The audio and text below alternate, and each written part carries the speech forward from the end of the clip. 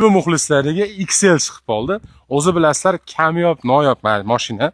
Sababi XL'ni ko'pchilik sotmaydi. 2023-yil kraskasi absolyutно toza. 32 ming yurgan 4 yumshoq balon Mers ходовой без ключевой достуp, tonirovka ruxsatnoma hamma yo'g'i joyida. Xullas mashinani olasiz minasiz. Mana probegi 32 ming.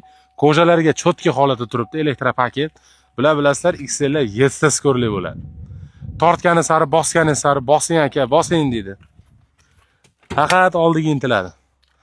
Boshqa zo'r holatda, to'rala baloni yangi, zo'r holatda turibdi ekan. Bir qo'l minilgan, salonni olib chiqib 2023, aytganimdek, aprel parashoylarida ishlatganlar, hidlari zo'r bo'ladi. Hayda zapaskasi turibdi. Hozir kapotini ochib ko'rsataman. Shunga bo'lmagan. Без ключевой достуp, слепой zona bor. Motorlarni ko'rsataman. Palasi udержанияsiga turibdi, ko'ryapsizmi? Xo'p, mana XL motor. 7 ta skorli bo'ladi. Endi bilganlar o'zi biladi, kommentga yozib ham ketasizlar. Qiziqarli joyi buni narxi. 2023-yil kraskasi toza 32 ming yurgan mashq holatiga hamma yo'g'i shunday turibdi. Narxi aka aytayapti 28 ming dollar, yana bir qator kelishasiz. Farg'ona shaharda turibdi. Hech qanaqa probeg qaytarish, shuna narsa yo'q. Dehqonning o'zida mashina purish past. Like bosib qo'yamiz.